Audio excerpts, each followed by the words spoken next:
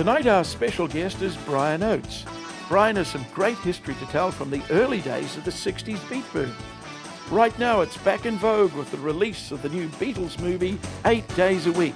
Brian was there, battled with the mods and the rockers, and now shares some great memories for us baby boomers.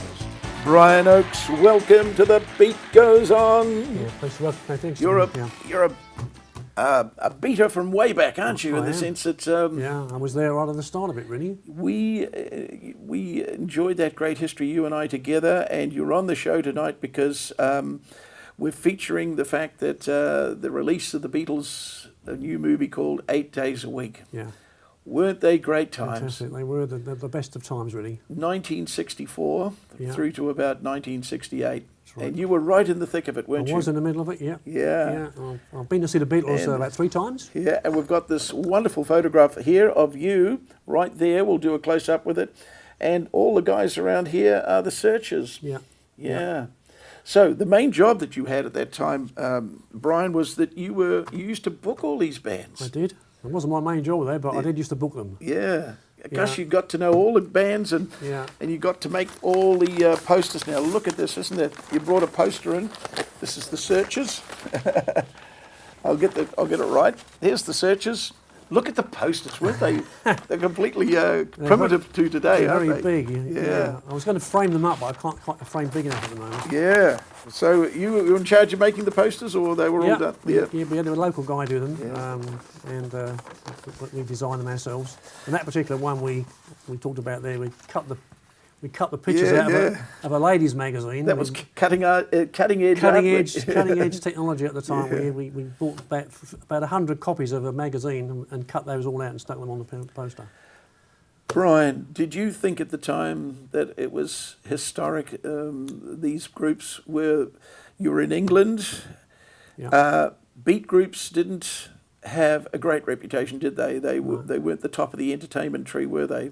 No way. No, not indeed, no. And here the Beatles came out, of course, and then there was that great... but now to us young people it was fantastic, but to the rest of the English population they were just scruffy, noisy teenagers, weren't they? Yeah, particularly the Rolling Stones, but the Beatles, the long hair... I had a Beatles haircut. My mother refused to walk down the street with me. I had to walk behind. She said, "I'm not walking with you with a haircut like that."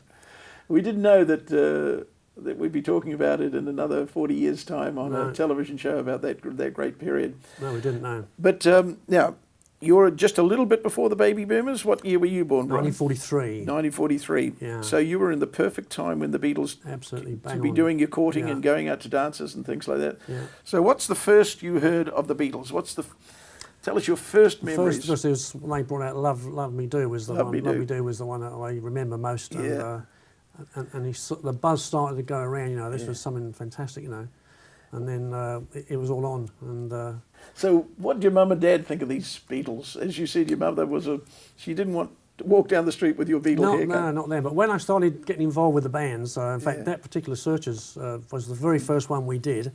Just to give viewers an indication how much, they were £350 in 1963. That's to hire them for the night. Pardon? That's to hire them for the night. Hire them for a night. 2 40-minute spots. Like I said. You've got the contracts there. Here is the contract. And there's a load more there from the Kinks, the Animals, the Who, so Manfred Mann. You've kept the contract from that period. Absolutely. So this was an agreement made on the 23rd day of January 1964 between your organisation, the Marconi Company, and the Searchers. Yeah. There it is there. Can you believe it? Look at that. That's an archival document, isn't it? I think it is, and let's look at the amount, £350. Yeah. Well, that was quite a lot. We were a bit panicky at the time because we thought, well, this is a lot of money. And the local dance hall, which was the company called the Mecca Company, had a big dance hall system around UK. They hold 1,000 people. And we worked out we'd have to sell tickets at 12 and sixpence, which was quite a lot of money in those days. Yeah. And we were very worried we weren't going to be able to make ends meet. So our company sort of stood as a guarantor for it, really. And as it turned out, we sold 1,000 tickets more or less within a couple of weeks. Wow. And there was at 12 and 6? At 12 and 6. They were number 1 in the charts on the night of that dance. The Searchers were? Yeah, yeah. What was their big song? Needles and Pins, yeah. Needles and Pins. Yeah, Wow. And that's why it was so successful, because everybody was talking about the song, you know. Yeah. And of course, when we went further on and we booked the other bands, The Kinks. well, we actually wanted another band for the next one. Wanted the Swinging Blue Jeans were quite big. Wow. So we booked them, and then one of my agent mates in London, he rang up and he said, "I've got this band. They're really getting pushed. They're call the Kinks." I thought, never heard of them. He said, "Well, look, you can have them for £90. They're going to be big." I thought, okay. So we had the Kinks and the Swinging Blue Jeans on the same bill. Yeah, they were £90. But the Swinging Blue Jeans were £250, so the Kinks were a little down the ladder. And but by the time that the night arrived, the Kinks were #1 in the charts. And What did you do? Did you put them on last, or? Yeah, we put them on last year. The Swinging Blue Jeans were not too happy because they were pushed right down. And we had phone calls from all around England from agents trying to book off us the Kinks because they wanted to do it somewhere else. And we said no. So You stood our ground. Deal at $90. Yeah, £90. And then. And the Kinks honoured that? Yeah. Even though they could have got more somewhere Well, no, else. they weren't going to get more because we'd have to sell it to somebody else. They still only get the £90, but somebody else would buy it off us. Yeah. So what happened was that the agent, or sorry, their manager, was trying to really get their name noticed. So he got in touch with all the papers in London and said there's going to be a riot at this gig tonight because they've double sold the tickets. They've sold twice as many tickets as the place holds. So I said, no, that's not true. And the Daily Express rang up, the Daily Mirror. Yeah. So when we got to the gig at night, there was all the press had arrived, and of course there was no riot. We hadn't oversold, but the manager had got the Kinks to organise a riot. So what he did was he got them close to the stage, and they dived into the audience. And all the girls screamed and dragged them. Great for the press. Great for the press. Yeah. And of course, they all stormed off the stage, and the girls are screaming and shouting, "We want the Kinks," kind of thing. Yeah. And there's this smell, and of course, the next day it appeared in the paper. It was front page on the Evening Standard, riot at this gig, and of course, it gave massive publicity for the Kinks, but it was all fake. Do you realise us New Zealand boys, we could only dream about being right on the spot because they were heroes from afar. We never got to see them, but you were right in the middle of it, weren't you? Would you have been born at any other time? I mean, what a great place to be. It was quite phenomenal, really. Yeah. It was because just after the war, things were starting to get better in England and around the world, I suppose, really. And of course, the mods, the mod scene was breaking out. People were dressing up, you know. When I was a kid, my mum used to want to dress me as a replica of my dad, you know. I thought, oh, horrible, great big trousers. And then, because we started to rebel and started to go for these more modern fashions. Now, you went through the mods and rockers. Yeah, I did, yeah. I was a mod. You were a mod? Yeah. And did you go down to Brighton and feature in any of the battles? No, I didn't know. No. No.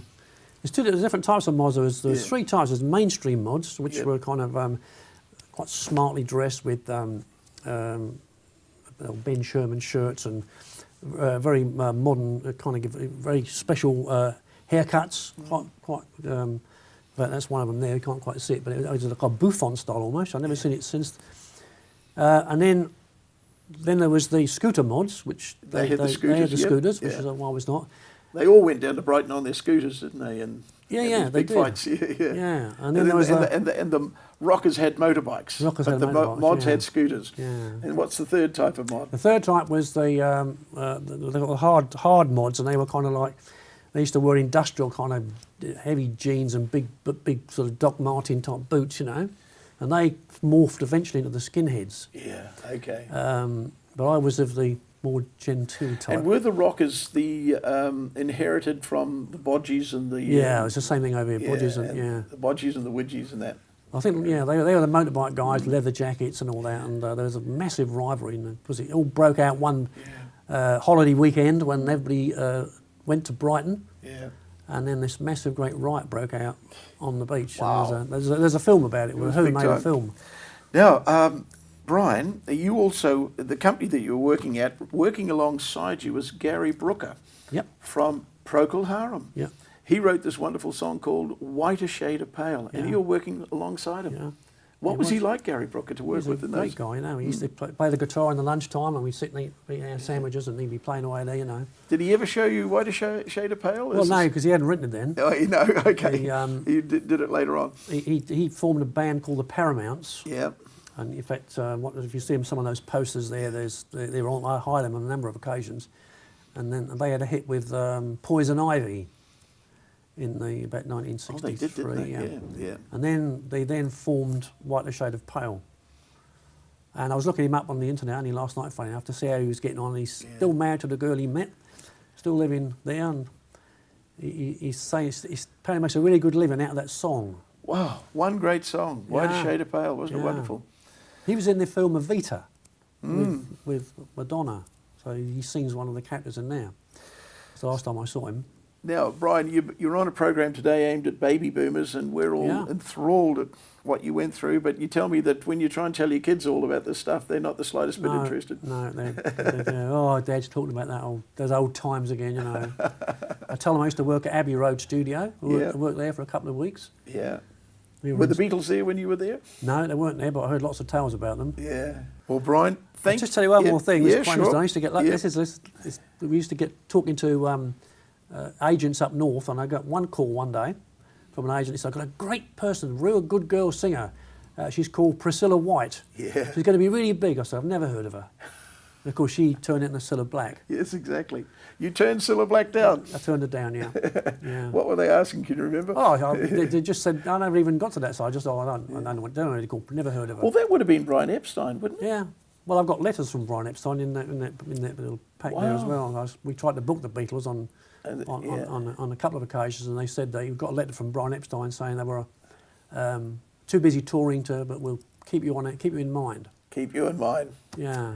So interesting times, eh? Interesting times. I think you lived through the greatest times in our baby boomer history. I sometimes think so too, you were right on the scene. I'm so envious. Wow. Yeah. Great.